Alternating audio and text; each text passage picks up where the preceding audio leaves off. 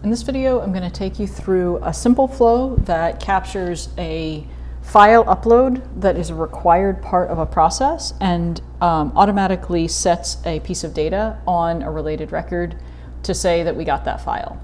So my business case here, we are working with, for example, this is a demo environment, but it is set up to mimic scholarship application.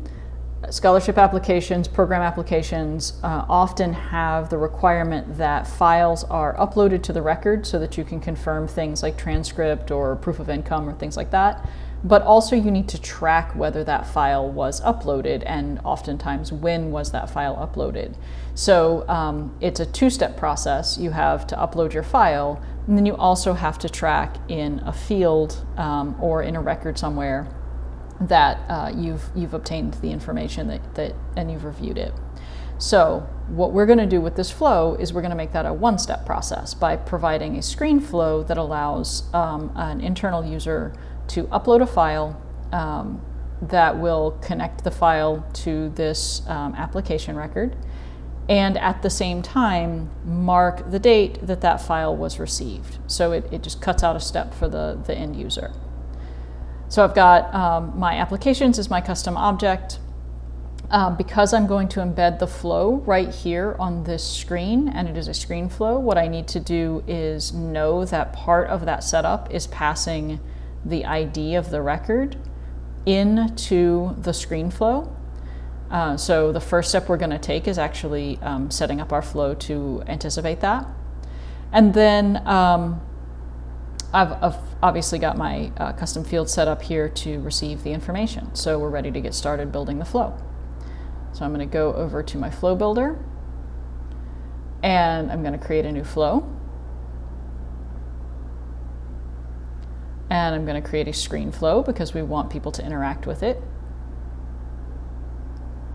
Now, before I get started, because I have a programming background, it's a little bit more intuitive for me to go ahead and build up the variables or the different elements that I'm going to need so that I can just sort of build my logic as I go.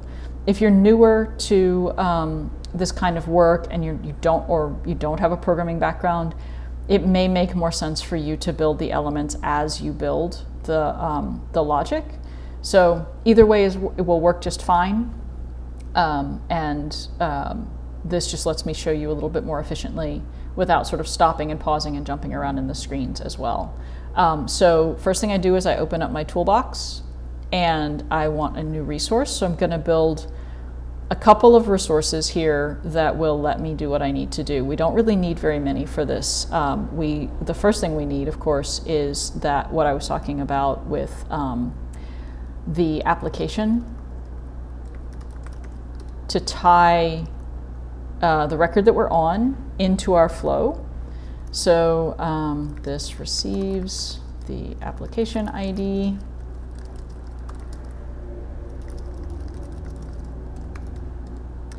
The data type is going to be text, even though you're passing in an ID. Salesforce the flows are going to treat that as text. This is a single piece of information, so this is not a collection. You leave this box unchecked. We never want to default here because we want it to respond to the record. It's very important that you check available for input, or else the record that you're sitting on will not be able to talk to your flow. Checking available for input means that this particular variable that we're setting up is available outside of this flow to other parts of Salesforce so that data can be exchanged. So you have to check this box. The other resource we're going to need isn't going to make a whole lot of sense unless you have a little bit of programming background. Basically, because we're uploading files, and because we need to confirm that a file was uploaded before we take the next step, we need to provide something for Salesforce to return its file upload information back to us. What it wants to return is a collection, and so that's what we're going to set up. Even though we're going to restrict this to a single file, that's okay. We are still going to be setting up a collection. So I'm going to call this uploaded uploaded CD. So when you're working with Salesforce files, what's actually happening under the hood are several records are being created in a series of objects called content document, content version, content document link, and a few others. And they're controlling things like version control and permissions and all sorts of other stuff. We have other places where we go into this more in detail.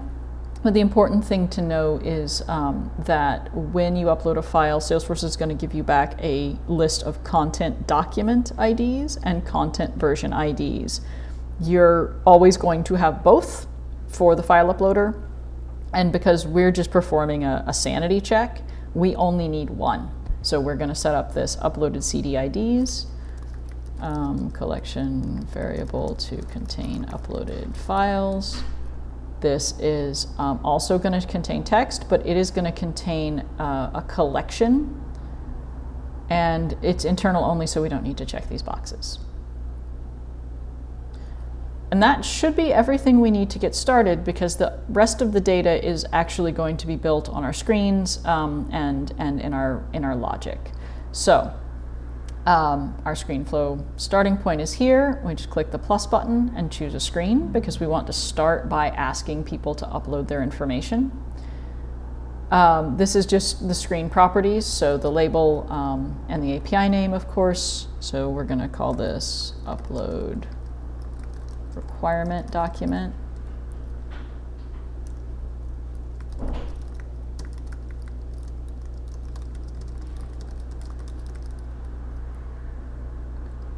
And I'm going to configure, I'm going to leave the header just showing what our screen properties say, but I'm going to configure my footer because this is a single screen. There's not a sequence of steps. There's no pause. There's no previous. So we're just going to hide those because they're not relevant for this.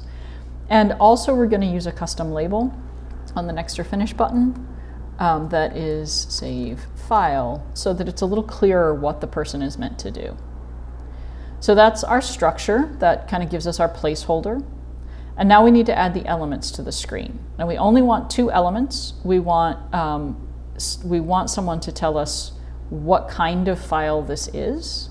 And we're going to do that with a pick list. So this pick list is going to be called requirement satisfied by this document. It is required. You cannot use this unless we know what requirement we're satisfying. And it's fine to leave it text, because that's what we're going to get back. And now I'm going to actually manually configure the choices in this pick list. So I'm going to be adding the values on the fly here in the flow builder. If you already have a pick list, you can go and find that and use those values in the flow, which is really nice, very time saving. But for this example, I don't have that, so I'm going to just add them manually. So the first requirement on my business case, let's just jump back over to my screen real quick. I need a photo, a resume, and 2 essays. So we're going to go first, we're going to add photo, and then just tell it to create the choice. Then we're going to click the add choice button to add another one. Resume, essay 1, and essay 2. And that's it. We don't want any defaults because we want people to have to choose, and we don't really need to modify the visibility or anything. Okay? So then the last thing on our page is going to be our file upload. So we're going to grab this file upload from our components, drag it into the screen below the requirement. This will be upload document, upload document. So the API name and the label, they're swapped. If you want to restrict the type of format you can upload, so if you only accept PDFs and Word documents or something, you can type that in here. We're not going to do that on this step. Oops, sorry about that. We are only going to allow one file at a time on this flow. you'll see that that doesn't negatively impact the user experience. In fact, it actually makes a really nice user experience. And for this business case, it is a one-to-one relationship between the file that I'm uploading and the type of file. So in this case, I'm going to choose allow multiple files, and I'm going to set that to false. Now, if anyone can explain to me, I couldn't find anything, and I probably just wasn't looking in the right place, but when I started working with the file uploaders for these kinds of use cases, I was setting my return variables here in the content document ID and the content version IDs, and it never worked. So I'm not sure what I'm not sure what the deal is, but I'm going to take you through what does work for me, and if anyone can explain, what I did wrong, I would love to hear it. But the last thing we're going to set in our normal file upload settings is the related record ID. This is that variable that you set up in step 1, the app record ID. So remember, we're going to pass the record ID from the record that we're on into our flow, and from there we're going to use it in the uploader to say which is the parent record for this file. And that's all we're going to set here, but we're not done yet. We need to go to Advanced, Manually Assign Variables, and you're going to see that same list all over again. The thing that works for me in working with this information is setting my collection variable down here. So that uploaded CD IDs, I'm going to set that here instead of in the defaults. And again, if anyone can explain that to me, I will gladly buy you a coffee. The last thing we're going to do is refresh inputs to incorporate changes elsewhere, and we are done building our screen. We just click done, and we have our first element. The next piece is just a best practice to always check to make sure that you have the information that you think you have. So I'm going to not only check to see if what kind of file this is, because that is going to drive how what I choose to update, but I'm also going to check that I got a file at all, so that you'll see that as I set up my decision. So I want my decision to have a branch for each of the types of files, because that has us setting each of the fields. So this is going to be what type of file,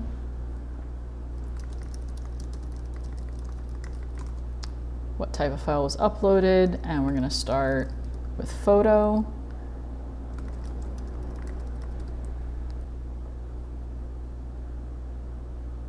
That our pick list equals photo, and also, very importantly, our uploaded CD IDs is not null. So this is saying we got our pick list, this is a photo, and we also actually got the file, and Salesforce processed the file, and all is good. If we skip this step, we run the risk of having something happen on the file upload and still setting the requirement date variable, and that's obviously not what we want, because it's very important to track that we really have the information for the requirements. So we're going to just, I'm just going to run through and set up 3 more of these. Let me go ahead and set my default.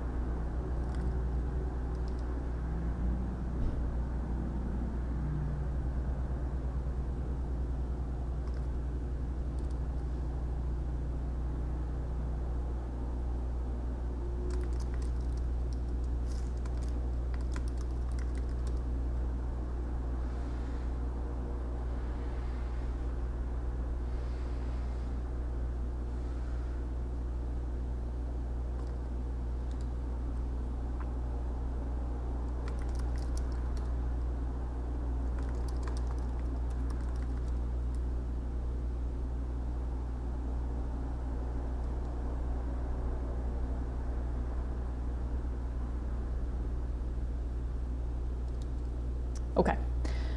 So now we have a branch for every possible type of requirement. Again, this, your use case might vary from this. This is a really tightly structured sort of a thing. We would probably do this a little bit more generalized if we had a list of requirements that could change, but this will give you the idea of what we're trying to accomplish. So now it's time to actually take action on each of our decisions. So in the decision, we're just actually asking, what are we supposed to do? Are we supposed to respond to the upload of a photo? Are we supposed to respond to the upload of a resume? And now we're actually going to take the action required by that decision. Now, I'm going to set this up in a very simple way that's a direct action, a direct record update in real time. So if we were building out a more complex flow, we would actually take some additional steps to make this a little bit gentler on the Salesforce CPU resources, and we would set up something like finding the record in advance, assigning variables to it through the rest of our logic, and then updating it only once at the end. That's a best practice when you're dealing with really any kind of flow. And in this case, it can't operate in bulk, so it's only ever going to execute one query. So that's why I'm doing it this way. And if none of what I just said made any sense to you, that's okay.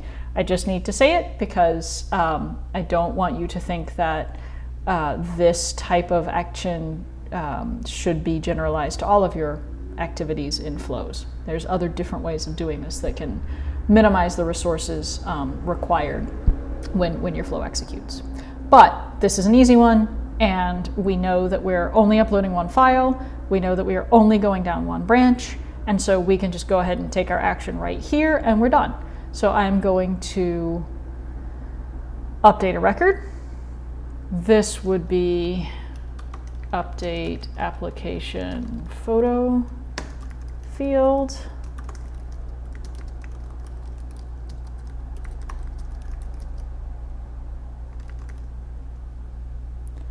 And we're doing this specific thing because we received a photo upload. We're not working on an existing record. We are specifying the conditions to identify the records.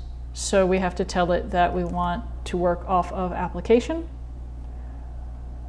Which application record do we work on? This piece is critical. Otherwise, you could update all of your applications, and that would be tragic. So please don't do that. We want only the application record whose ID matches the record ID that was passed in when we started this flow. So the record ID of the application we're sitting on. And then all we're doing is we are setting the date the photo was received to flow. So this gives you some system variables so we don't have to build a formula for this. Current date. That's it. We're just going to stick the current date into the field of the record that kicked off our flow after uploading the file, and we're done. So I'm going to just copy this, paste it over here to resume. I'm going to change its name.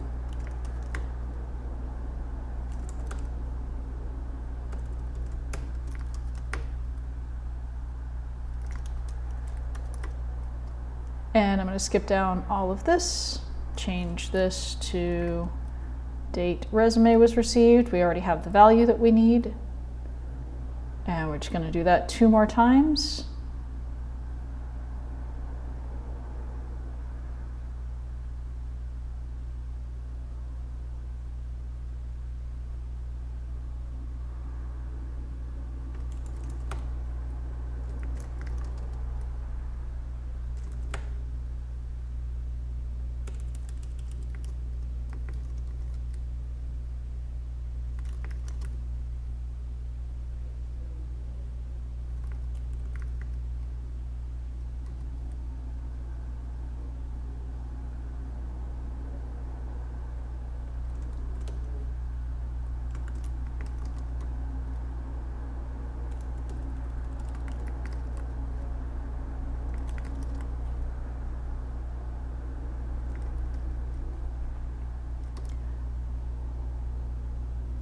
And this is your entire flow.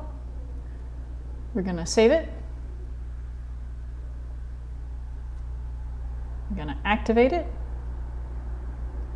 If you want, and I would strongly encourage you to do so, you can now debug it.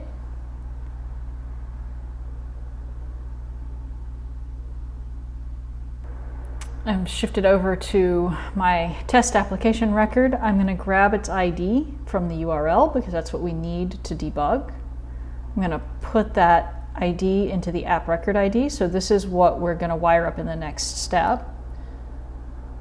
But right now I'm just sort of doing it manually. So it's going to show me my screen flow. It's the screen I've just built. I'm going to say that this is satisfying the photo requirement.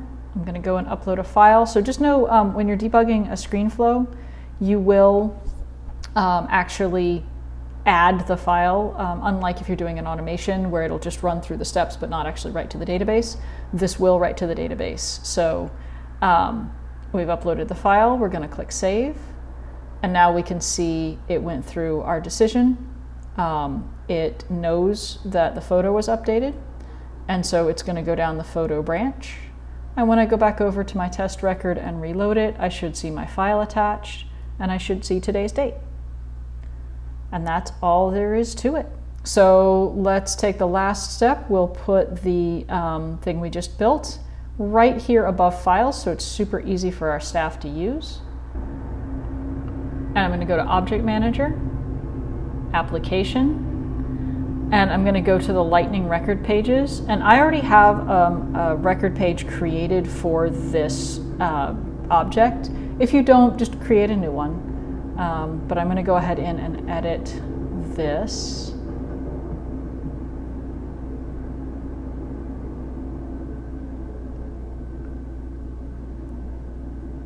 And after it loads up, I'm going to go into my components list on the left-hand side and grab Flow and drag it right above Files. Oh, I see, I have my related lists. First, let me tidy that up. I'm going to actually add them individually.